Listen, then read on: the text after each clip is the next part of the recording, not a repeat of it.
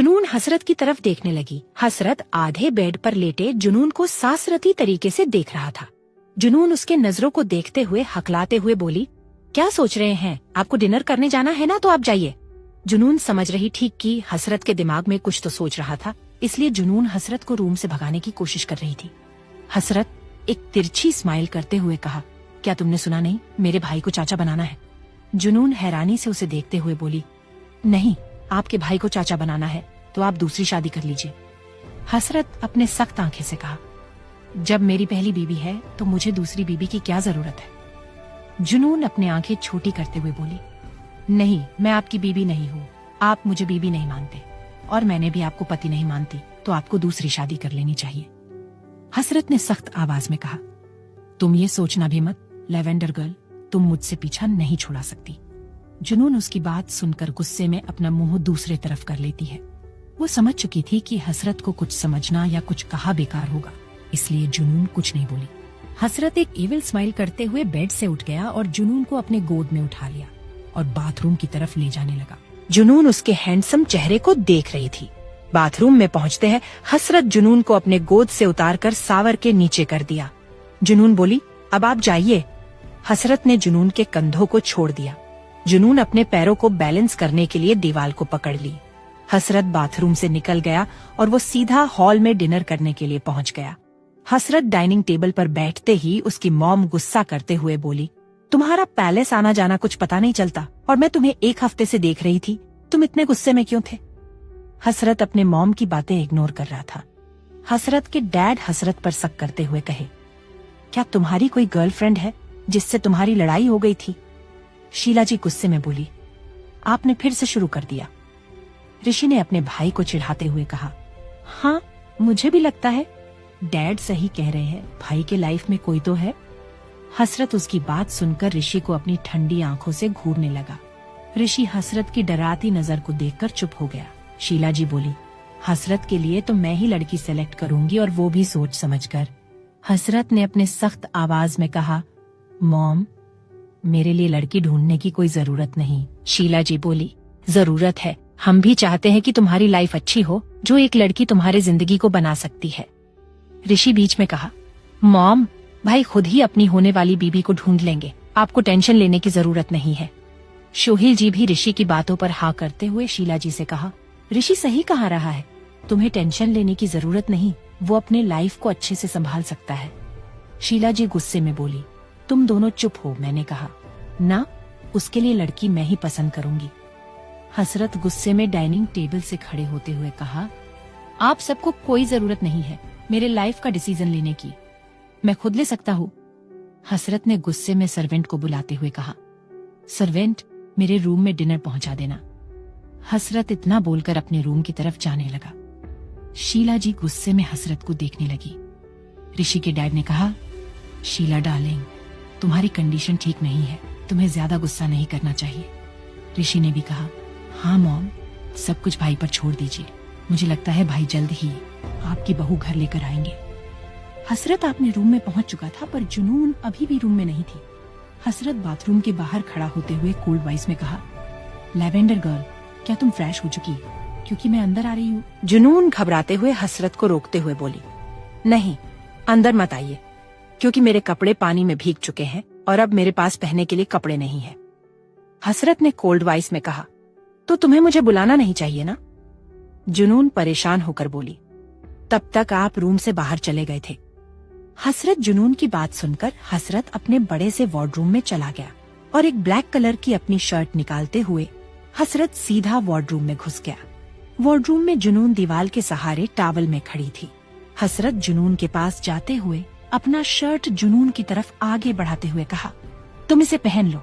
जुनून शॉक्ड होकर हसरत को देख रही थी, क्योंकि हसरत बिना पूछे सीधा बाथरूम में घुस गया था। जुनून गुस्से में बोली, आप इतनी बेशर्मी से बाथरूम में कैसे घुस आए? आपको शर्म नहीं आती? एक लड़की बाथरूम में होते हुए भी आप बिना पूछे बाथरूम घुस आए?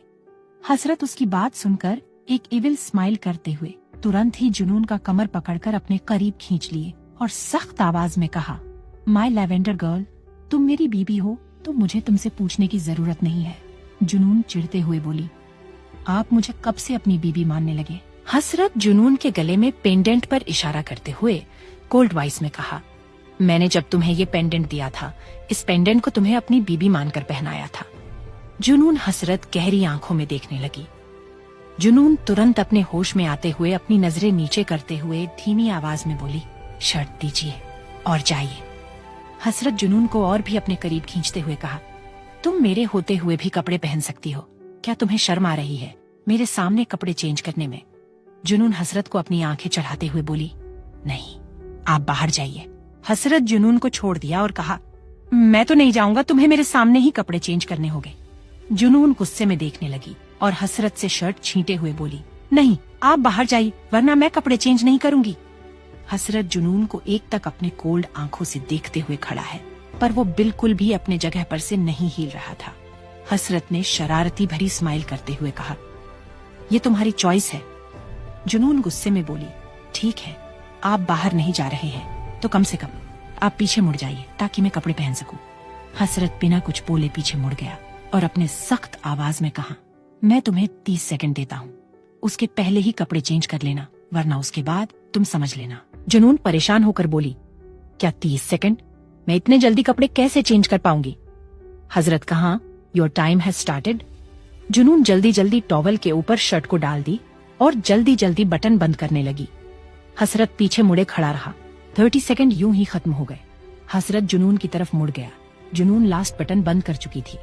हसरत जुनून को ऊपर से नीचे तक देखने लगा। हसरत का शर्ट जुनून के घुटनों से थोड़ा ऊपर आ रहा था, जिसमें वो काफी हॉट लग रही थी, पर हसरत का शर्ट जुनून को बहुत लूज हो रहा था। जुनून की बॉडी हसरत के शर्ट में मानो कहीं गायब सी हो गई थी। हसरत एक शरारती भरी स्माइल करते हुए कहा, मुझे लगा कि मेरी शर्ट किसी हैंगर में लटकी है। जुनून खुद को देखते हुए अपने नीचे के होंठ काटते हुए गुस्से में हसरत को देखने लगी। जुनून उस वक्त बहुत क्यूट लग रही थी। उसी पल हसरत ने जुनून को अपने गोद में उठा लिया और बाथरूम से निकल गया और अपने रूम में पहुंच गया और जुनून को बेड पर बैठा दिया। हसरत अपने टेबल पर से लैपटॉप उठाकर काम करने लगा। वहीं जुनून बेड से टेक लगी बैठी थी। जुनून भूख के मारे पेट पकड़कर बैठी थी और हसरत को देख रही थी। हसरत एक तक अपने लैपटॉप में देख रहा था। उसी पल जुनून की पेट की आवाज आई। हसरत सोफे से खड़े होकर जुनून को देखते हुए उसकी तरफ बढ़ने लगा। जुनून डरते हुए बोली, वो बस मुझे भूख लगी थी, इसलिए मेरा पेट आवाज कर रहा है। हसरत बेड के किनारे जुनून के पास आकर खड़ा हो गया और थोड़ा झुकते हुए उसकी आंखों में देखते हुए ब्लैंकेट से जुनून के पैरों को ढकते हुए कहा, ये मुझे बार बार अट्रैक्ट कर रहे हैं। जुनून उसे हैरानी से देखने लगी। उसी पल हसरत ने जुनून के होठों पर अपने होठ रखते हुए जुनून को सॉफ्टली किस करने।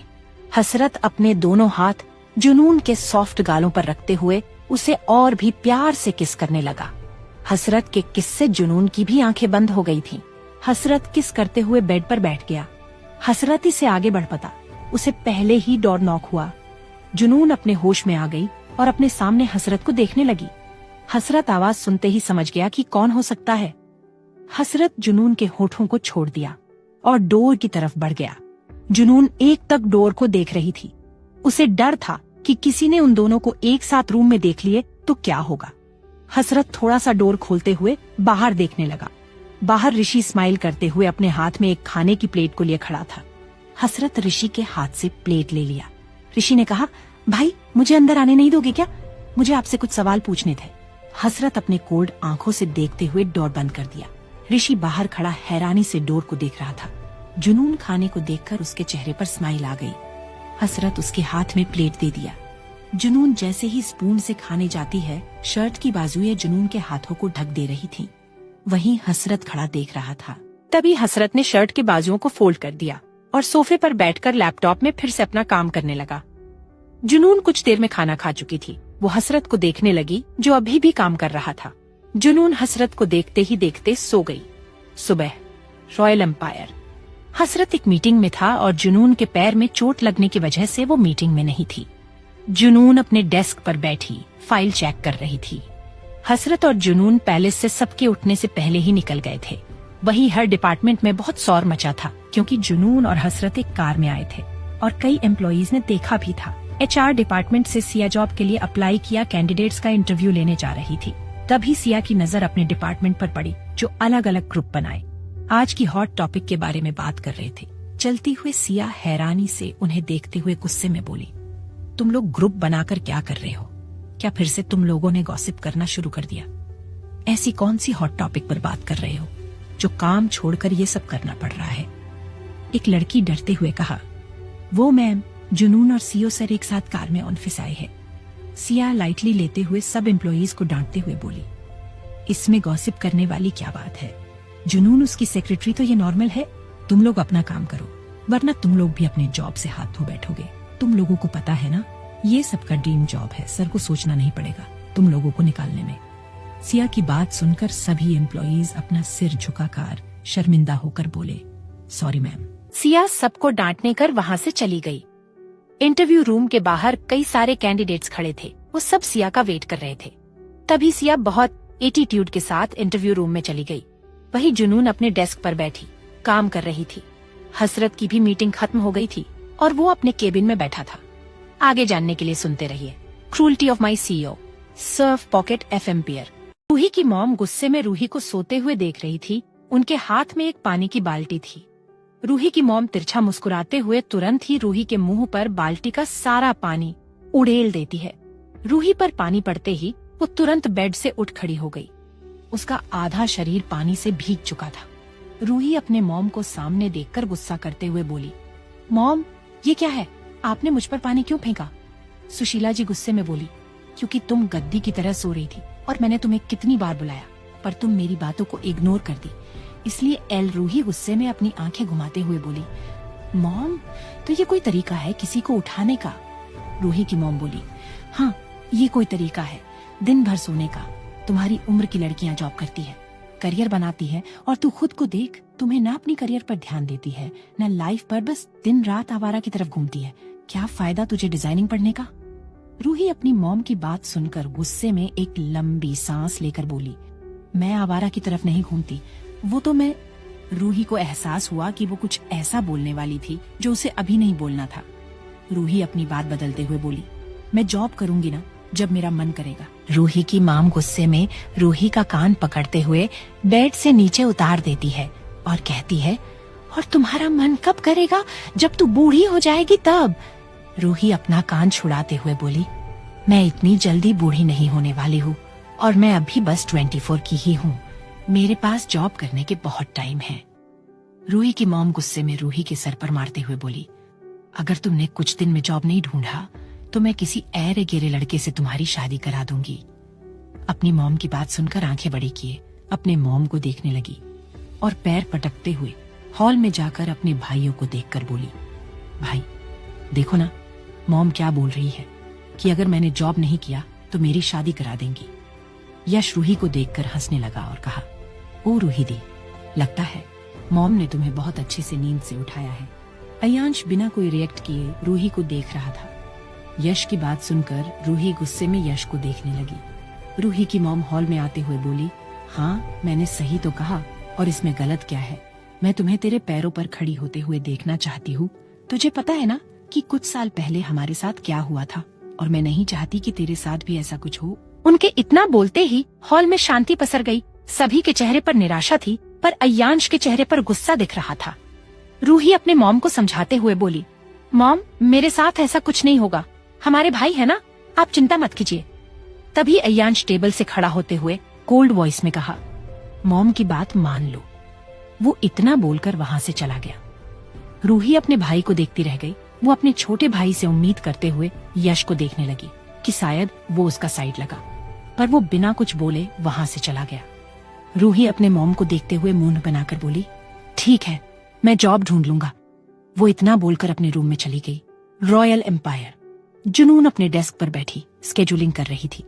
जुनून स्केड्यूलिंग करके हसरत को कॉल करके बोली, सीईओ सर, आपने जैसे कहा था कि सभी डिपार्टमेंट के डायरेक्टर के साथ आपकी मीटिंग फिक्स कर दी और मीटिंग आधे घंटे में है।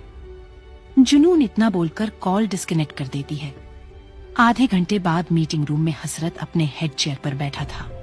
हसरत अपने हाथ में आईपैड लिए कुछ देख रहा था।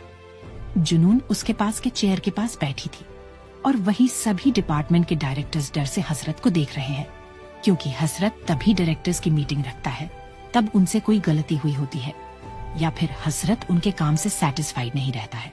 पीआर डिपार्टमेंट के डायरेक्टर ने डरते हुए कहा, सीईओ सर, आपने हमें क्यों बुलाया है? क्या हमसे कोई गलती हुई है? उसके इतना बोलते ही जुनून सीट से खड़ी होते हुए सबके सामने कुछ फाइल रख देती है। सभी डायरेक्टर उस फाइल को ओपन करके देखने लगते हैं। हसरत आईपैड टेबल पर रखते हुए थोड़ा गुस्से में कहा, तुम सभी डायरेक्टर का 3 महीना का परफॉर्मेंस मुझे कुछ खास नहीं लगा। तुम्हारे डिपार्टमेंट के एम्प्लॉयज में भी ज्यादा काम में इम्प्रूवमेंट नहीं है। क्या मैं ये जान सकता हूँ क्यों? सभी डायरेक्टर के पास कोई जवाब नहीं होता है, इसीलिए वो सब शर्म से अपना सर नीचे झुका लेते हैं। हसरत उनका सिर नीचे झुके देखा तो हसरत गुस्से में कहा, तुम सभी की वजह से हमारे कंपनी का शेयर्स 5% गिर चुका है। मैं इसकी वजह से तुम लोगों को जॉब से निकाल सकता हूँ और वैसे भी तुम लोगों की जगह लेने के लिए कई सारे कैंडिडेट्स कंपनी के बाहर खड़े रहते हैं। हसरत की बात सुनकर सभी डायरेक्टर्स घबराते हुए बोले, नहीं सीईओ सर, ऐसा मत कीजिएगा। हम अपनी पूरी मेहनत लगाकर काम करेंगे। सिया चिंता दिखाते हुए बोली, हाँ सीईओ सर, जितनी भी शेयर्स गिर रही है हम उसे दोबारा रिकवर कर देंगे। हसरत ने सख्त आवाज में कहा, बस 1 वीक का टाइम देता हूँ सब सही करने का। अगर तुम लोग नहीं कर पाए तो तुम सभी डायरेक्टर के पोजीशन से रिजाइन कर देना। हसरत की बात सुनकर सभी डायरेक्टर हैरानी से हसरत को देखने लगे, क्योंकि सब कुछ रिकवर करने में कुछ हफ्ते तो लग ही जाते, पर 1 वीक में करना उनके लिए बहुत मुश्किल था। एचआर डिपार्टमेंट के डायरेक्टर ने परेशान होकर कहा, पर उसका बात काटे हुए हसरत ने सर्द आवाज में कहा, मीटिंग इज ओवर। हसरत के इतना करने पर वो सब और भी परेशान हो गए और मीटिंग रूम से बाहर चले गए। जुनून उसके पास में बैठी बोली, आपको उन्हें कुछ और टाइम देना चाहिए, क्योंकि 1 वीक में सब कुछ सेटल करना सभी डायरेक्टर के लिए ये थोड़ा मुश्किल है। हसरत ने कमिटमेंट कहा, जिन्हें काम का और जान का जाने का डर होता है वो खुद के लिए कुछ भी कर सकते हैं। हसरत की बात सुनकर जुनून को कुछ समझ नहीं आया। जुनून मन में सोचते हुए बोली, काम से जान का क्या रिलेशन है? जुनून को सोचता देख हसरत एक तिरछी स्माइल करने लगा। वो अपने चेयर से उठते ही जुनून के पास जाकर जुनून को एक बच्चे की तरह उसे चेयर से उठाकर टेबल पर बैठा दिया। हसरत के उठाने से जुनून डर गई और वो अपनी आंखें बड़ी किए हसरत को देखने लगी। हसरत जुनून को अपने मस्कुलर बाहों से घेरा हुए था। हसरत जुनून के चेहरे की तरफ हल्का झुका हुआ था। जुनून एक तक पलक झपकाते हुए बोली, आप ये क्या कर रहे हैं? ये मीटिंग रूम है। जुनून का फेस बहुत ही मासूम लग रहा था, जिसे वो क्यूट लग रही थी। हसरत अपने कोल्ड आंखों से जुनून को देखते हुए उसके होठों के करीब जाने लगा। जुनून हसरत का फेस अपने तरफ आता देख अपने सिर को पीछे करने लगी। जुनून जितना अपने आप को झुका रही थी उतना ही हसरत उसके पास आ रहा था। जुनून ना चाहते हुए भी अनजाने में टेबल पर लेट गई और हसरत भी उसके ऊपर ही आ गया था। जुनून घबराहट के मारे उसका दिल जोरों जोरों से धड़क रहा था। हसरत ने धीमी पर कड़क आवाज में कहा, हमारा 2 दिन बाद बिजनेस ट्रिप है, तो जाने से पहले मेरी 1 वीक की सारी मीटिंग आज और कल में फिक्स करो। हसरत की बात सुनकर जुनून उसे हैरानी से देखने लगी। उससे ये बात एक्सपेक्ट नहीं की थी। जुनून नॉर्मल वे में बोली, तो मेरे ऊपर आकर बोलने की क्या जरूरत थी? आप मुझे वैसे भी बता सकते थे। हसरत ने सख्त आवाज में कहा, क्यों, तुम्हें डर लग रहा है कि मैं तुम्हारे साथ कुछ करने वाला हूँ? जुनून बोली, देखिए मीटिंग रूम है, आप ये सब यहाँ नहीं कर सकते, तो आप मेरे ऊपर से हटिए। हसरत ने कहा, मैं कभी भी कहीं भी तुम्हारे साथ कुछ भी कर सकता हूँ, मुझे सोचने की जरूरत नहीं है। जुनून उसकी बात सुनकर घबराहट से अपना थूक गटक लेती है। उसी पल हसरत अपना होठ जुनून के सोफे होठों पर रख दिया और किस करने लगा। जुनून हसरत को हैरानी से देखने लगी। हसरत जुनून को बहुत पैशनेटली और सॉफ्ट किस करने लगा। हसरत को किस करते हुए उसे ब्लेजर की वजह से उसे किस करने में अनकंफर्टेबल कर रहा था, इसलिए वो किस करते हुए ही अपने कोट को उतार दिया। जुनून और भी घबरा गई और हसरत को खुद से दूर करने लगी। जुनून बार बार उसके अंधे को धक्का दे रही थी। तुरंत ही हसरत ने उसके दोनों हाथ अपने एक हाथ से पकड़कर जुनून के सर के ऊपर कर दिया और उसके कमर में हाथ डालकर और भी बेतहाशा किस करने लगा। जुनून अपने हाथ को बहुत छुड़ाने की कोशिश करने लगती है, पर हसरत उसे और भी टाइट कसता जा रहा था। अब हसरत बेकाबू होने लगा और उसे वाइल्ड किस करने लगा। हसरत लगातार किस करते हुए 10 मिनट्स हो गए थे और जुनून की भी सांसें फूलने लगी थी। वो बिल्कुल भी सांस नहीं ले पा रही थी। जिससे उसके आंखों में आंसू आ गए।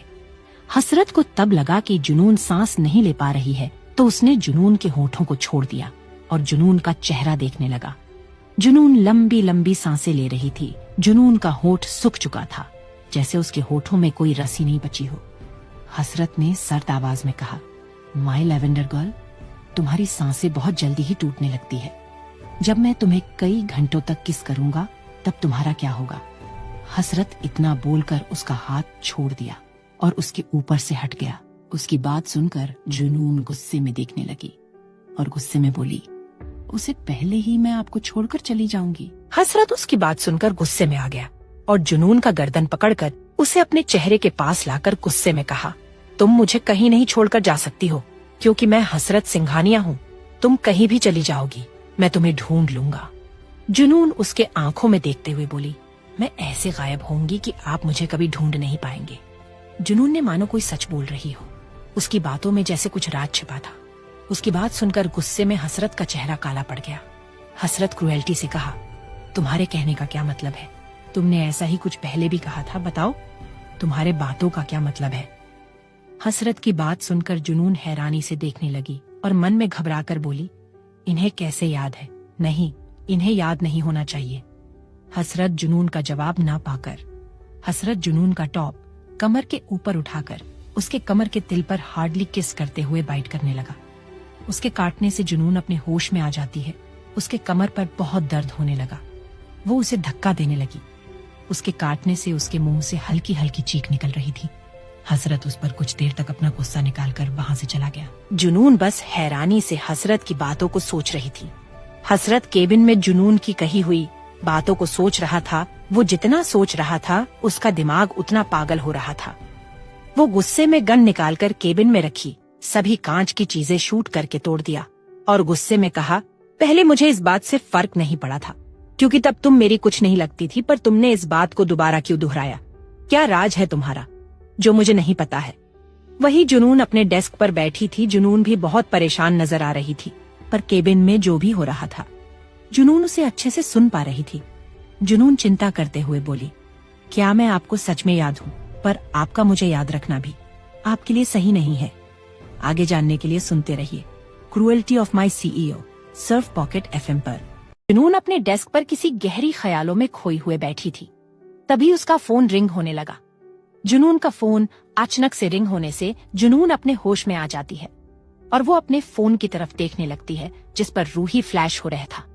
जुनून कॉल पिक करके बोली, बोल। दूसरी तरफ से रूही बोली, यार मुझे तेरी बात याद आ रही है, क्या हम कहीं मिल सकते हैं? जुनून भी अपना फेस सेट करके बोली, हाँ मुझे भी तेरी याद आ रही है। रूही कॉल के दूसरे तरफ से बोली, तेरे साथ भी आज कुछ हुआ है क्या? जुनून हाँ में जवाब देती है।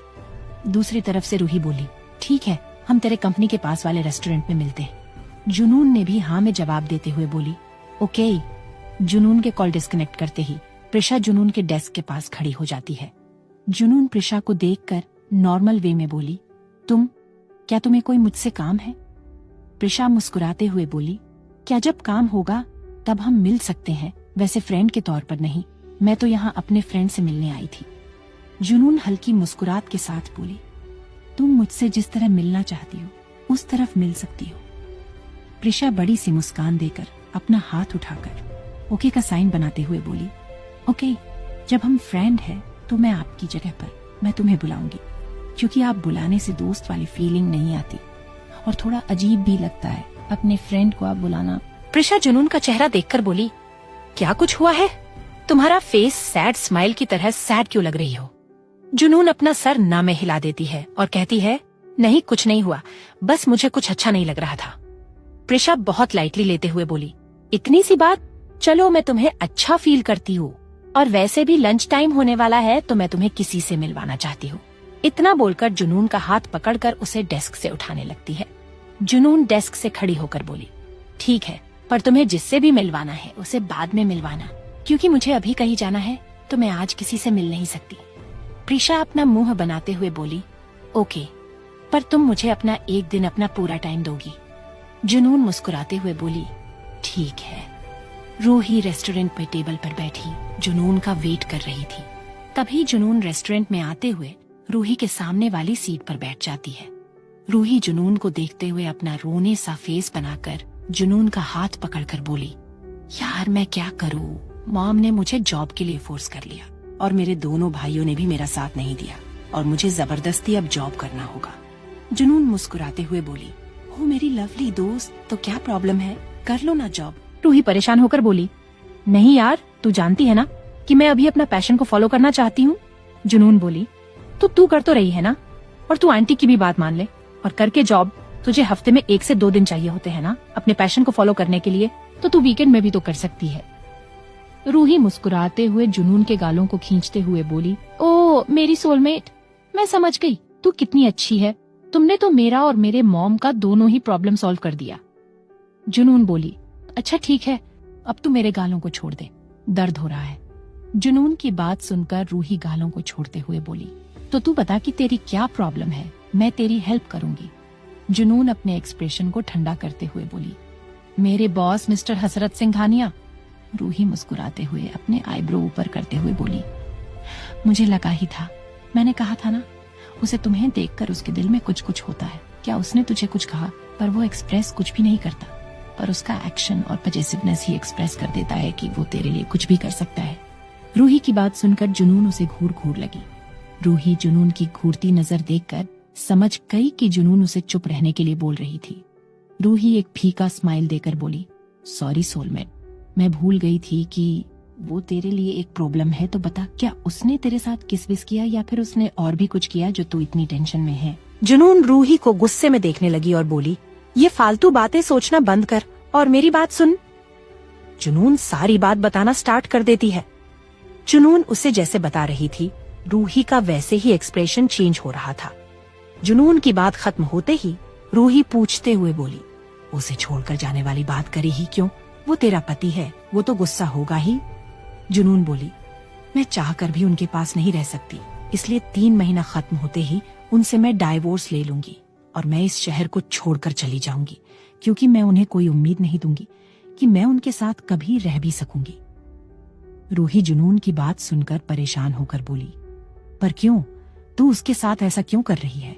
मैं जानती हूँ कि तू उसे दिल से जुड़ चुकी है, तू उसे पसंद करने लगी है और तेरा कोई तो रीजन होगा उसे दूर जाने का। जुनून उसकी बात सुनकर उसके चेहरे पर एक डर आ गया। रूही जुनून के चेहरे पर देख ली और परेशान कर जुनून के चेहरे अपना हाथ रखकर बोली, क्या हुआ तुम्हें? तुम मेरे सवालों से इतना डर क्यों गई?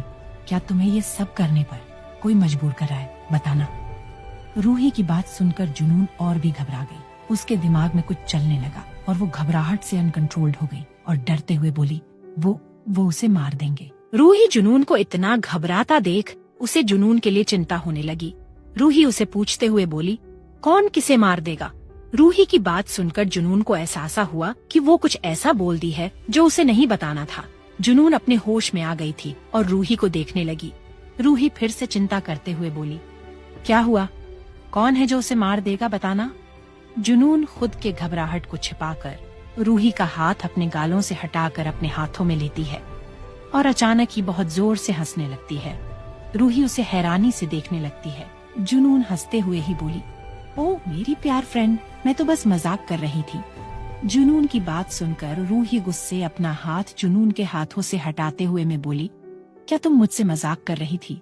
तुमने तो मुझे डरा ही दिया। जा, मैं तुमसे नहीं बोलती। जुनून स्माइल करने लगी। रूही कुछ सेकंड में एक ठंडी सांस लेते हुए बोली, मैं तो सच में तेरे लिए घबरा गई थी और अगली बार से ऐसा मजाक कभी मत करना, वरना मैं तुमसे सच भी बोलूंगी। जुनून अपना हाथ रूही के हाथ पर रखते हुए बोली। जुनून स्माइल करते हुए बोली, तू मेरी इतनी फिक्र मत कर, मैं बिल्कुल ठीक हूँ और मैं ऐसा मजाक कभी नहीं करूंगी। रूही मुस्कुराते हुए बोली, ओ मेरी सोलमेट, अगर तुम्हें कोई प्रॉब्लम है तो तू मुझे बेझिझक बता सकती है, क्योंकि मैं तेरे साथ हमेशा रहूंगी। जुनून एक प्यारी सी स्माइल करने लगी, पर उसके आंखों में अलग सा डर था।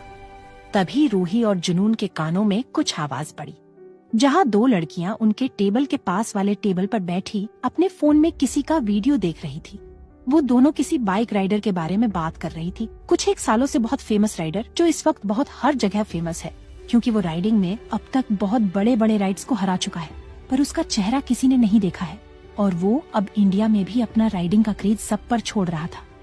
रूही उसकी बात सुनकर उसे कुछ याद आया और अपने सिर पर मारते हुए बोली, मैं तो भूल ही गई थी कि मुझे कल जॉब का इंटरव्यू देने जाना है, तो मुझे तैयारी करना है, तो मैं तुझे बंद में मिलती हूँ। अगला दिन रूही गुस्से से एक कंपनी से निकल रही थी। रूही गुस्से से बोली, क्या लगता है उन लोगों को कि मुझे कुछ नहीं आता? भले ही मेरे पास एक्सपीरियंस नहीं है, पर मैंने डिजाइनिंग की पढ़ाई की है ना। उन सबको मेरे काम को लेकर जज करना चाहिए, न कि मेरे एक्सपीरियंस को लेकर। अच्छा हुआ मैंने उनका जॉब रिजेक्ट कर दिया। वो मुझे बस अपने डिजाइनिंग टीम में एक हेल्पर बनाना चाहते थे और मेरी ना कोई पोजीशन रहेगी और ना ही मेरे काम को दुनिया के सामने दिखाने का मौका मिलेगा। तो क्या फायदा इस जॉब का जिसमें मेरे प्रोफेशन का कोई मायने न हो। रूही अब रोड पर शांति से चल रही थी। रूही थोड़ा गुस्सा करते हुए बोली, इस कंपनी से अच्छा तो मैं जहाँ इंटर्नशिप कर रही थी वो ही कंपनी सही थी। रूही थोड़ा सोचते हुए बोली, क्या मैं उस कंपनी में पर दोबारा इंटरव्यू दे दूं? और वैसे भी 1 साल हो गए हैं, किसे याद होगा मेरा चेहरा कि मैंने अपनी इंटर्नशिप पूरा की ही नहीं है। रूही इतना सोचते ही वो स्माइल करने गई और कंपनी की तरफ बढ़ने लगी। रूही उस कंपनी में सिर्फ 1 मंथ तक ही इंटर्नशिप की थी, क्योंकि रूही उस वक्त जॉब नहीं करना चाहती थी। वहीं हसरत अपने कार में बैठकर ऑफिस के लिए निकल गया था। हसरत पैसेंजर सीट पर गहरी सोच में आंखें बंद किए लीन था। तभी अचानक ही उसकी कार रुक गई। हसरत का ड्राइवर घबराते हुए हसरत को देखने लगा, जो अभी लीन था। ड्राइवर डरते हुए कहा, बॉस, वो हमारे कार के आगे। उसके इतना बोलते ही हसरत अपने ख्यालों से बाहर आया और अपनी गहरी आंखों से अपने ड्राइवर को घबराते हुए देखा। फिर अपने कार के सामने देखने लगा, जहां बहुत से सारे आदमी अपने हाथ में गन लिए हसरत के कार पर पॉइंट किए हुए खड़े थे। हसरत उन लोगों को देखकर उसका चेहरा सख्त हो गया और अपनी सर्द आवाज में ड्राइवर से कहा, कुचल दो इन्हें। आखिर इनकी हिम्मत कैसे हुई हसरत सिंघानिया की कार को रोकने की? ड्राइवर उसकी बात सुनकर और डर गया, पर उसे अपने बॉस की बात को नहीं टाल सकता था। ड्राइवर कार स्टार्ट करते ही उन आदमियों की तरफ बहुत तेजी से आगे बढ़ने लगा। वहीं वो सब आदमी हसरत की कार अपने तरफ बहुत तेजी से बढ़ता देख वो तुरंत ही उस कार को रोकने के लिए कार पर फायरिंग करना शुरू कर दिया। पर उनकी गोली उस कार पर बिल्कुल असर नहीं कर रही थी, क्योंकि हसरत का कार बुलेट प्रूफ था। पर वो सब फिर भी नहीं रुके और फायरिंग करते रहे हैं और उसी पल कार उनके बहुत करीब आ गई और कुछ आदमियों को अपने कार से उड़ा दिया और आगे निकल गए। वो आदमी हसरत की कार को जाता देख और भी तेजी से फायरिंग शुरू कर दिए। तभी हसरत की कार थोड़ा आगे जाकर रुक गई। कार को रुकता देख वो सब आदमी भी फायरिंग करना रोक दिए। उसी पल हसरत कार से बहुत रौब के साथ कार से उतरा और उन आदमियों की तरफ बढ़ने लगा। हसरत को देखकर वो सब आदमी अपने चेहरे पे बिना एक्सप्रेशन लाए हसरत पर गन पॉइंट करके चलाने लगे। पर उन लोगों ने जैसे ही ट्रिगर दबाया, पर गन से गोली निकली ही नहीं, क्योंकि उनकी गन की गोलियां खत्म हो चुकी थी।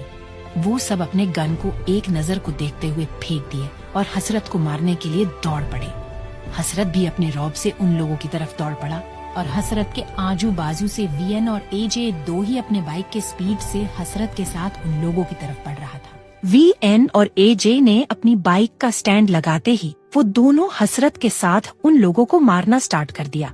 उन तीनों से भिड़ना जैसे अपने मौत को बुलाना लग रहा था। वो तीनों बहुत बेरहमी से उन आदमियों को मार रहे थे और वो सब आदमी एक एक करके जमीन पर गिरते जा रहे थे। वो सब आदमी कुछ ही मिनटों में जमीन पर पड़े हुए थे। कुछ आदमी मर चुके थे तो कुछ जिंदा थे, पर उनकी भी बहुत बुरी हालत थी। हसरत, वीएन और एजे तीनों का ही चेहरा क्रूएल दिख रहा था। वीएन और एजे के चेहरे पर अभी भी मास्क थी। हसरत ने अपने सर्द आवाज में कहा, जो जिंदा है उन्हें द हेल लेकर जाओ। हसरत इतना बोलकर अपने कार में बैठकर कंपनी के लिए निकल गया। क्या होगा इसके आगे जानने के लिए सुनते रहिए क्रूएल्टी ऑफ माई सीईओ, सिर्फ पॉकेट एफएम पर। Royal empire.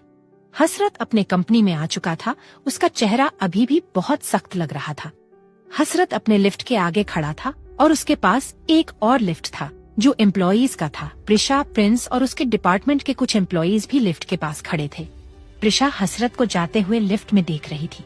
प्रिंस प्रिशा के कंधे पर हाथ थपथपाते हुए कहा, तुम सीईओ सर को क्यों देख रही हो? क्या तुम्हें सीईओ सर पसंद आ गए हैं? प्रिशा प्रिंस की तरफ देखते हुए बोली, ये मेरे टाइप के नहीं है तो मुझे इनमें इंटरेस्ट भी नहीं आएगा।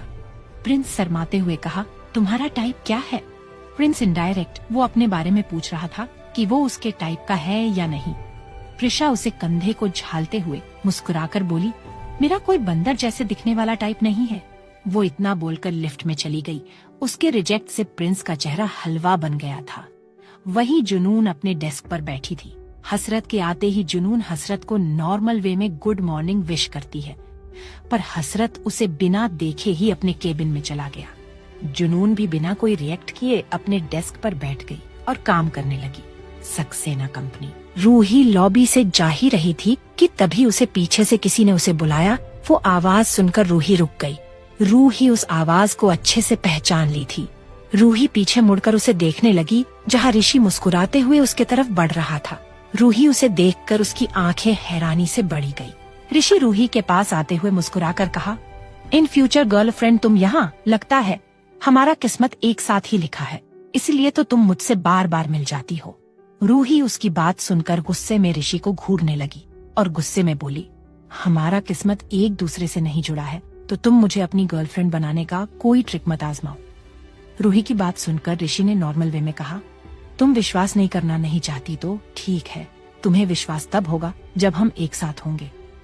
रूही उसकी बात सुनकर गुस्से में चिढ़ गई और बोली, अपना बकवास बंद करोगे? ऐसा कुछ नहीं होगा, तुम ज्यादा ही इस बात को लेकर ओवर एक्टिंग कर रहे हो। ऋषि उसके बातें सुनकर कोई जवाब नहीं दिया, क्योंकि ऋषि अब रूही की ओर नहीं समझना चाहता था। उसे पता था कि रूही उसकी बात बिल्कुल भी नहीं मानेगी, इसलिए बस ऋषि एक हल्की स्माइल दे देता है। रूही ऋषि को 3 पिक्स में देखकर उस पर शक करते हुए बोली, वैसे तुम यहाँ क्यों हो? क्या तुम यहाँ इंटरव्यू देने आए हो? पर ये जॉब मेरा है, तो चुपचाप निकल जाओ। रूही बिना किसी पर ध्यान दिए ऋषि को भागने की कोशिश कर रही थी और लॉबी में सभी एम्प्लॉइज उसे ऐसा करता देख हैरान थे, क्योंकि उसके बॉस को ही उनके कंपनी से निकाल रही थी। उसी पल ऋषि ने अपनी गुस्से भरी नजर उन सभी एम्प्लॉइज पर बरसाई जो उन्हें देख रहे थे। ऋषि की गुस्से भरी नजर देखकर सभी एम्प्लॉइज डर गए और वहाँ से अपने डिपार्टमेंट में जाने लगे। ऋषि भले ही वो एक मजाकिया इंसान लगता है, पर उसका गुस्सा भी हसरत से कुछ कम नहीं था और ऋषि कभी अपने काम से कॉम्प्रोमाइज नहीं करता था। इसलिए सभी एम्प्लॉइज जानते थे कि ऋषि के बातों को ना मानना उनके लिए भारी पड़ सकता था। वहीं रूही गुस्से में ऋषि को देखते हुए बोली, तुम जा क्यों नहीं रहे हो? मैंने कहा, ना, ये जॉब मेरी है, तो तुम यहाँ से जाओ। रूही ऋषि का कोई रिस्पॉन्ड ना पाकर बोली, अगर तुम नहीं गए तो मैं समझ लूंगी कि तुम मेरा पीछा कर रहे थे और तुम मुझसे इतने दिनों तक झूठ बोल रहे थे, और अगर ये बात सच है ना, तो तुम मेरे गुस्से से नहीं बचोगे नहीं। ऋषि उसकी बात सुनकर एक एविल स्माइल करते हुए अपने रूही के करीब बढ़ने लगा। रूही ऋषि को अपने पास आता देख अपना कदम पीछे खिसकाते हुए थोड़ा घबराते हुए बोली, तुम मेरे करीब क्यों आ रहे हो? क्या मैंने जो कहा वो सब सच है? तुम मेरा पीछा कर रहे थे। अगर तुम अपने जगह पर नहीं रुके तो मैं चिल्ला दूंगी। पर फिर भी ऋषि उसके आंखों में देखते हुए आगे बढ़ रहा था। रूही ऋषि को रोकने के लिए वो लॉबी में अपनी नजरें चारों तरफ दौड़ने लगी, पर लॉबी में उनके सिवा कोई मौजूद नहीं था। रूही ये देखकर हैरान होगी। उसे समझ नहीं आ रहा था कि जो अभी लॉबी बहुत एम्प्लॉइज से भरी हुई थी और वो लॉबी खाली थी। रूही अपना पैर खिसकाते हुए पीछे जा रही थी कि उसका पैर फिसल गया और वो गिरने लगी। उसी पल ऋषि रूही की कमर से रूही को होल्ड कर लिया। रूही की आंखें डर से बंद हो गई थीं। जब उसे महसूस हुआ कि वो अभी तक जमीन पर नहीं गिरी है, तो वो अपनी आंखें खोल देती है। ऋषि नॉर्मल वे में कहा, तुमसे ये जॉब कोई नहीं छीनेगा और अब से ये जॉब तुम्हारा है, तो तुम अब इस कंपनी की एक एम्प्लॉय हो। ऋषि एक स्माइल के साथ बोला, मेरी इन फ्यूचर गर्लफ्रेंड। रूही उसकी बात सुनकर गुस्से में आ गई और खुद को संभालते हुए ऋषि के पैरों पर एक जोर का किक मार देती है। ऋषि का हाथ रूही के कमर से छूट जाता है और अपने पैर को थोड़ा सकताले हुए बोला, नॉट बैड। रूही एटीट्यूड के साथ स्माइल करके बोली, अगली बार से मेरे करीब मत आना, वरना इसे भी कुछ बुरा हो सकता है और मैं तुम्हारी गर्लफ्रेंड नहीं हूँ और ना फ्यूचर में बनूंगी। तो ये ख्याल अपने दिमाग से निकाल दो। और तुम कौन होते हो मुझे जॉब देने वाले? ऋषि अपना दोनों हाथ फोल्ड करके मुस्कुराते हुए एटीट्यूड से कहा, मैं इस कंपनी का सीईओ ऋषि सिंघानिया हूँ और मैं तुम्हारे इन फ्यूचर बॉयफ्रेंड भी हूँ।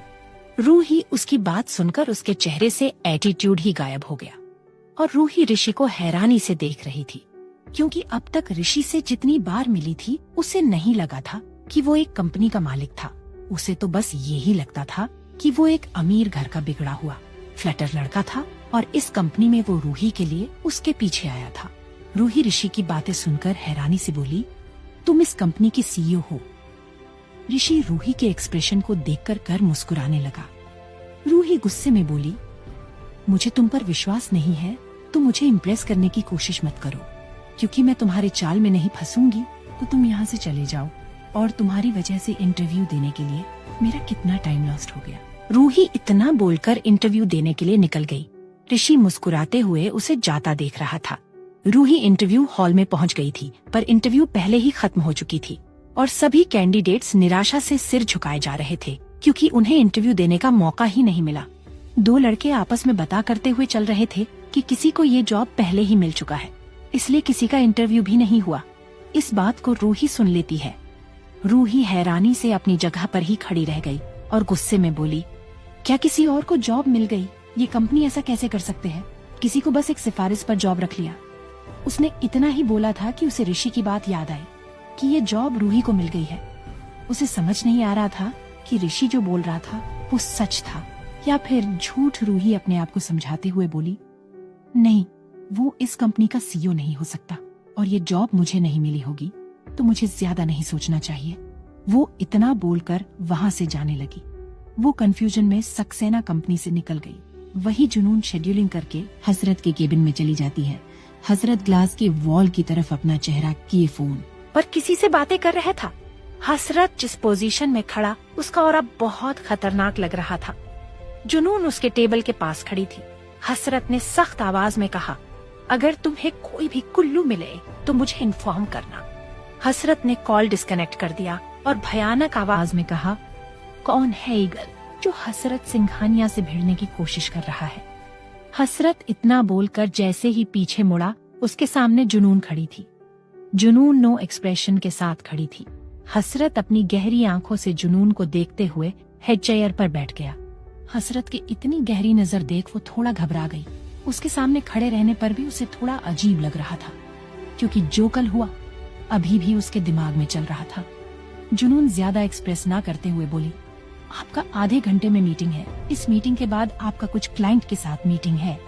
हसरत अभी अपने इंटेंस नजरों से उसे देख रहा था, जैसे वो जुनून को बहुत गहराई से जानने की कोशिश कर रहा हो। जुनून उसकी नजर से उसे और भी अजीब लगने लगा। वो सोच रही थी कि केबिन से जाए या ना जाए। फिर भी जुनून एक बात डिसाइड करते हुए केबिन से बाहर चली गई। 1 घंटे बाद हसरत मीटिंग रूम में हेड चेयर पर बैठा हुआ था। जुनून भी उसके बस वाले चेयर पर बैठी थी और बिना एक दूसरे की तरफ बस प्रोजेक्टर पर ध्यान दे रहे थे। और वो मीटिंग कुछ देर में ही खत्म हो गई और फिर मीटिंग खत्म होने के बाद दूसरी मीटिंग अटेंड करने लगे। वो दोनों पूरा दिन ऐसे ही साथ रहे, पर उसके काम के अलावा अभी तक कुछ बात नहीं हुई थी और हसरत ने भी जुनून पर ज्यादा ध्यान नहीं दिया था। हल्की हल्की शाम हो गई थी। वहीं रूही भी अपने घर पहुंच चुकी थी और फ्रेश होकर अपने बेड पर लेटकर फोन चला रही थी। तभी उसके फोन पर अननोन नंबर से मैसेज आया। रूही को थोड़ा अजीब लगा, पर ज्यादा ना सोचते हुए रूही उस मैसेज को देखने लगती है। वो मैसेज सक्सेना कंपनी से आया था। उस मैसेज में लिखा था कि रूही को जॉब के लिए सिलेक्ट कर लिया गया है और वो कल से कंपनी ज्वाइन कर सकती है। रूही उस मैसेज को पढ़ते ही वो बेड से उठकर बैठ गई। रूही हैरानी से अपना मुंह खोले मैसेज को देख रही थी। रूही को यकीन नहीं हो रहा था कि वो इंटरव्यू उसके वजह से ही नहीं हुई था और वो जॉब किसी और को नहीं रूही को ही मिली थी। रूही हैरानी से बोली, इसका मतलब ऋषि सक्सेना कंपनी का सीईओ है। अगली सुबह हसरत और जुनून अपने बिजनेस ट्रिप के लिए कनाडा निकल गए थे। अगला दिन हसरत और जुनून एयरपोर्ट से कार में सीधा होटल के लिए निकल गए। जुनून अगले वाले सीट पर बैठी थी और हसरत पैसेंजर सीट पर बैठा था। कार में बिल्कुल शांति थी। जुनून कार के बाहर देख रही थी और हसरत भी अपने आईपैड में देख रहा था। वो कुछ ही देर में एक बहुत बड़े होटल के सामने रुके। हसरत आईपैड में देखते ही कार से निकल गया और जुनून कार से उतरकर हसरत का लगेज निकाल लेती है और हसरत के पीछे चलने लगती है। पर उसे लग रहा था कि वो कुछ तो भूल रही थी, पर उसे याद नहीं आ रहा था कि वो क्या भूल रही थी, इसलिए वो उस बात पर ज्यादा ध्यान नहीं देती है। जुनून हसरत का रूम के डोर को खोल देती है और लगेज को हसरत के रूम में रख देती है। हसरत के लगेज से एक 3 पीस निकालकर बेड पर रख देती है और हसरत को देखकर बोली, सीईओ सर, कुछ घंटे में हमारी मीटिंग है तो आप फर्श हो जाइए। हसरत ने सख्त आवाज में हाँ में जवाब दे दिया जुनून अपने रूम में जाने के हसरत के रूम से निकल गई। क्या होगा इसके आगे जानने के लिए सुनते रहिए क्रूएल्टी ऑफ माई CEO सिर्फ पॉकेट FM पर। जुनून के जाने के बाद हसरत अपना आईपैड और फोन बेड पर फेंकते हुए अपना कोट निकालकर उसे भी सोफे पर रख दिया और बैल्कनी में चला गया। वहीं जुनून अपने रूम में आकर फ्रेश होने के लिए बाथरूम में चली गई थी। हसरत कुछ देर तक बालकनी में ही खड़ा रहा, तभी उसका फोन रिंग होने लगा। हसरत फोन की रिंग की आवाज सुनकर रूम में जाते हुए बेड से फोन उठाकर कॉल पिक कर लिया। कॉल के दूसरी तरफ से वीएन ने कहा, बॉस, हमें मिस जुनून के बचपन के बारे एक छोटा सा भी इन्फॉर्मेशन नहीं मिला। मुझे लगता है किसी ने जाने बूझकर उनकी आइडेंटिटी बहुत सफाई से छिपा दी है, पर उनकी 5 साल की कुछ न कुछ इन्फॉर्मेशन है, पर उनके बाद कोई इन्फॉर्मेशन नहीं है। हसरत ने अपने सर्द आवाज में कहा, फिर से इन्वेस्टिगेशन करो और उसके मॉम डैड के बारे में भी पता करो कि वो लोग कहाँ रहते थे और क्या करते थे, क्योंकि हमें उसके मॉम डैड से ही हमें बहुत कुछ पता चल सकता है। कॉल के दूसरी तरफ से वीएन ने कहा, ओके बॉस। हसरत ने कॉल डिस्कनेक्ट कर दिया। हसरत को पहले ही पता था जुनून का इन्फॉर्मेशन निकालना इतना आसान नहीं होगा, क्योंकि हसरत जुनून को पिछले 2 साल से ढूंढ रहा था, लेकिन जुनून मुंबई में रहते हुए भी हसरत को उसके बारे में कुछ नहीं पता चला। पर अचानक ही जुनून 2 साल बाद खुद ब खुद उसके सामने आकर खड़ी हो गई थी। हसरत ने बेड पर फोन फेंकते हुए बेड पर रखी, 3-पीस सूट को देखते हुए कहा, मैं जल्द ही पता कर लूंगा कि तुम राज क्या है और तुम मुझसे दूर भागने की कोशिश क्यों करती हो, पर अब तुम मेरी लाइफ में शामिल हो चुकी हो तो मैं तुम्हें खुद से दूर भागने नहीं दूंगा, क्योंकि तुम मेरी लैवेंडर गर्ल हो। हसरत इतना बोलकर फ्रेश होने के लिए बाथरूम में चला गया। वहीं मुंबई में रूही जॉब के लिए कंपनी ढूंढ रही थी और रूही सक्सेना कंपनी की जॉब को रिजेक्ट कर दी थी, क्योंकि उस कंपनी का CEO ऋषि था। वो उस जॉब को एक्सेप्ट कर भी लेती, पर ऋषि उसे अच्छे से काम करने नहीं देता। वो बार बार रूही को डिस्टर्ब करता, इसलिए रूही जॉब को रिजेक्ट नहीं कर रही थी। रूही जॉब ढूंढते ढूंढते थक चुकी थी, इसलिए वो एक कैफे में जाकर बैठ गई। वो ग्लास वॉल के पास बैठ गई और टेबल पर रखी ग्लास के पानी को पीते हुए बोली, कितना मुश्किल है एक जॉब ढूंढना। उसी पल किसी की आवाज आई, हाँ, इसलिए तो मैंने तुम्हारा काम इजी कर दिया, तुम्हें जॉब देकर। वो आवाज ऋषि की थी। रूही ऋषि की तरफ देखने लगी, जो उसके तरफ ही आकर उसके सामने वाले चेयर पर बैठ गया। रूही परेशान होकर बोली, आखिर कैसे हम दोनों एक्सीडेंटली मिल जाते हैं। ऋषि अपना दोनों हाथ आपस में फोल्ड करते हुए कहा, इस बार एक्सीडेंटली से नहीं, मैं खुद तुम्हारा पीछा कर रहा था। रूही जब से जॉब ढूंढने के लिए निकली है, तब से ऋषि उसका पीछा कर रहा था। रूही उसकी बात सुनकर गुस्से में उसे उंगली दिखाते हुए बोली, पर तुम मेरा पीछा क्यों कर रहे थे? मैं तुम्हें पहले ही बता देती हूँ, मैं तुम्हारी कंपनी में जॉब नहीं करूंगी, तो चले जाओ यहाँ से। ऋषि मुस्कुराने लगा। रूही उसकी स्माइल देखकर चिढ़ गई। ऋषि शरारती भरी स्माइल करते हुए कहा, तुम मेरी गर्लफ्रेंड नहीं बना चाहती तो मेरी कंपनी की ही एम्प्लॉय बन जाओ। रूही जबरदस्ती मुस्कुराते हुए बोली, कोई जरूरत नहीं है, मैं जॉबलेस ही ठीक हूँ। ऋषि फिर से कहा, एक बार और सोच लो, क्योंकि तुम्हें अभी तक किसी कंपनी ने हायर नहीं किया है। रूही उसकी बात सुनकर वो थोड़ी सोच में पड़ गई। उसे अपनी मॉम की कही हुई बात याद आई कि अगर वो जॉब नहीं करेगी तो उसकी शादी कर देंगी। इतना सोचते हुए ऋषि को देखने लगी, पर ऋषि को देखकर उसका मन बदल गया और फिर से रिजेक्ट करते हुए बोली, मैं ऐसे ही रह लूंगी, चलेगा, पर तुम्हारे कंपनी में जॉब नहीं करूंगी। ऋषि की मुस्कुराहट और भी ज्यादा बढ़ गई। उसकी स्माइल देखकर उसे और भी गुस्सा आने लगा और बोली, तुम मुस्कुराना बंद करो, मुझे गुस्सा आ रहा है। ऋषि फिर से मुस्कुराते हुए कहा, इसलिए तो मैं स्माइल कर रहा हूँ, तुम गुस्से में और भी ज्यादा खूबसूरत दिखती हो। रूही और भी ज्यादा गुस्से में आ गई और टेबल से खड़ी होते हुए बोली, तुम ये फालतू ट्रिक ट्राई करना बंद कर दो, क्योंकि मैं तुम्हारी गर्लफ्रेंड नहीं बनूंगी। ऋषि थोड़ा सोचे हुए कहा, तुम सही कह रही हो, मुझे ये सब बंद कर देना चाहिए। रूही उसकी बात सुनकर उसका गुस्सा ठंडा हो गया। उसे यकीन ही नहीं हो रहा था कि ऋषि उसकी बात इतनी आसानी से मान गया था। ऋषि चेयर से खड़े होते हुए एक तिरछी स्माइल करके कहा, मुझे तुम्हें गर्लफ्रेंड नहीं बनाना चाहिए, सीधा वाइफ बना लेनी चाहिए, ये सही रहेगा। रूही उसकी बात सुनकर और हैरान हो गई और बोली, तुमने अभी क्या कहा? ऋषि ने स्माइल करते हुए कहा, जो तुमने अभी सुना, मेरी वाइफ। रूही उसकी बात सुनकर गुस्से में आ गई और टेबल पर रखी पानी का ग्लास उठाकर ऋषि के चेहरे पर फेंक देती है और गुस्से में कैफे से निकल जाती है। और ऋषि बिना कोई एक्सप्रेशन की स्माइल किए जा रहा था। वहीं जुनून बाथ ले चुकी थी, इसलिए वो अपने कपड़े को पहनने के लिए रूम में आई। जुनून अभी वार्डरोब में थी। जुनून उस वार्डरोब में हॉट लग रही थी।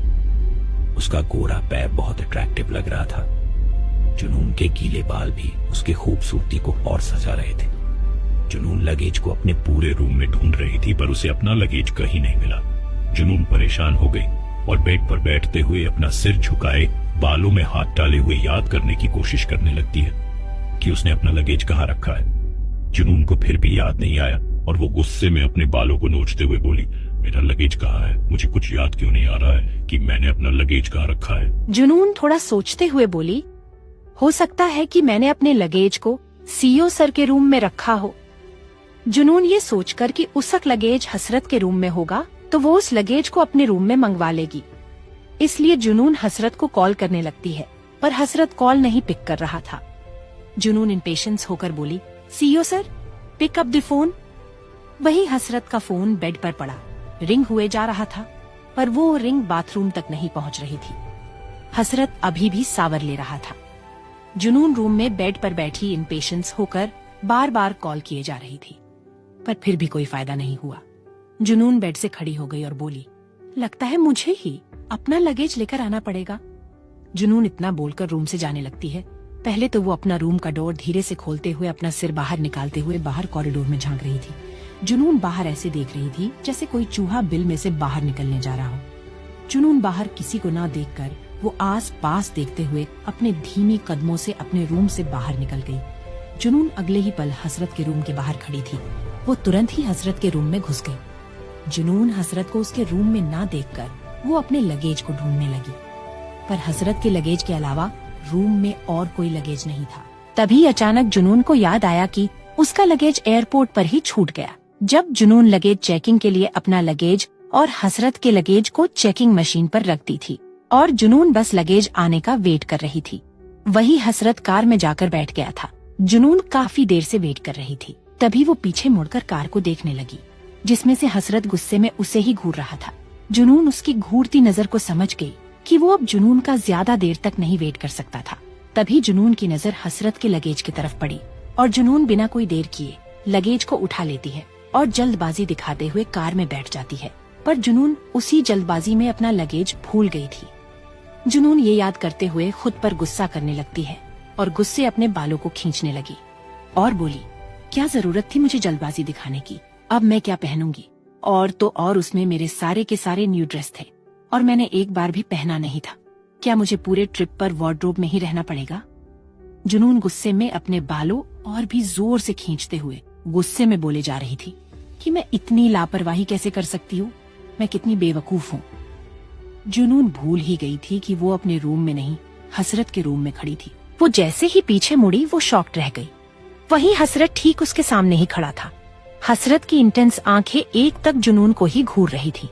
जुनून किसी बेवकूफ की तरह अपने सर में हाथ डाले खड़ी थी। बाल खींचने की वजह से उसका पूरा बाल बिखर चुका था, जिसकी वजह से वो एक पागल लग रही थी। उसी वक्त जुनून अपने होश में आते ही एक अजीब सी फीकी स्माइल देकर अपने बालों को सही कर लेती है। हसरत जुनून को ऊपर से नीचे तक देखकर अपने सर्द आवाज में कहा, क्या तुम मुझे सिड्यूस करने आई हो? हसरत इतना बोलकर जुनून की तरफ बढ़ गया। हसरत को अपने तरफ आता देख जुनून डर गई और बोली, नहीं, मैं यहाँ अपना लगेज लेने आई थी। तभी जुनून की नजर हसरत के बॉडी पर गई। हसरत ने सिर्फ पैंट पहना हुआ था और उसके अपर बॉडी पर कुछ नहीं था। जुनून अपने आंखों के सामने हसरत की मस्कुलर और परफेक्ट बॉडी थी। उसे देखकर जुनून की आंखें बड़ी हो गई। जुनून ने हसरत को शर्टलेस देखा था, पर उसने हसरत की बॉडी पर ज्यादा ध्यान नहीं दी थी। हसरत अगले ही पल जुनून के बेहद ही करीब आ गया और कहा, क्या तुम मुझे एक्सक्यूज दे रही हो मेरे पास आने के लिए? जुनून हसरत के बात पर ध्यान ही नहीं दे रही थी। वो बस हसरत के पैर को देख रही थी, जो उसके बेहद ही करीब आ रहे थे। जुनून एकदम से डर गई और हसरत को खुद से दूर करने के लिए जुनून गलती से अपना हाथ हसरत के चेस्ट पर रख देती है। जुनून के हाथ रखते ही हसरत की धड़कनें तेज हो गई और जुनून की भी आंखें हैरानी से फैल चुकी थी। वो अपने हाथों को देख रही थी जो हसरत के चेस्ट पर थे। उसी पल हसरत ने जुनून के कमर को पकड़कर अपने खुद में सटा लिया। अब जुनून की भी धड़कनें रफ्तार पकड़ ली थी वो दोनों ही एक दूसरे के धड़कनों की आवाज फील कर पा रहे थे। हसरत ने उसे तुरंत ही जुनून को अपने गोद में उठा लिया और बेड पर लेटा और खुद उसके ऊपर आ गया। जुनून हसरत को घबराती नजरों से देखने लगी। हसरत जुनून के आंखों में देखते हुए उसका वार्डरोब को खोल दिया। जुनून ने वार्डरोब के अलावा कुछ नहीं पहनी हुई थी। जुनून और भी ज्यादा घबरा गई और हसरत को देखते हुए घबराई आवाज में बोली, आप ये क्या कर रहे हैं? दूर रही मुझसे। उसके इतना बोलते ही हसरत ने एक हाथ जुनून के वार्डरोब के अंदर डालकर कमर को पकड़ दिया और दूसरे हाथ से जुनून के वार्डरोब के बाहर से उसका पीठ होल्ड करके तुरंत ही पलट गया और जुनून को अपने ऊपर कर लिया और हसरत उसके नीचे आ गया। जुनून के बॉडी पर बस ऊपर से ही वार्डरोब से ढकी हुई थी। हसरत ने जुनून को वार्डरोब के अंदर से जुनून का कमर होल्ड किया हुआ था। जुनून हसरत को और भी हैरानी से देखने लगी, पर उसे बहुत ज्यादा अनकंफर्टेबल लग रहा था क्योंकि उसने वार्डरोब के अलावा कुछ नहीं पहनी हुई थी और वो भी अब खुल चुका था। और वैसे ही जुनून हसरत के ऊपर लेटी थी। जुनून को अब हद से भी ज्यादा शर्म आ रही थी। हसरत जुनून को देखते हुए एक तिरछी स्माइल कर दिया। जुनून हसरत के ऊपर से उठने की कोशिश करती है, पर हसरत तुरंत उसे और भी टाइट होल्ड कर लिया। जुनून घबराते हुए बोली, सीओ सर, मुझे छोड़ दीजिए, ये बहुत अनकंफर्टेबल है। जुनून का सिर हसरत के सीने पर था। जुनून हसरत से काफी छोटी थी। हसरत उसकी बात पर एक इविल स्माइल करने लगा। क्या होगा इसके आगे जानने के लिए सुनते रहिए cruelty of my CEO, Surf pocket FM पर।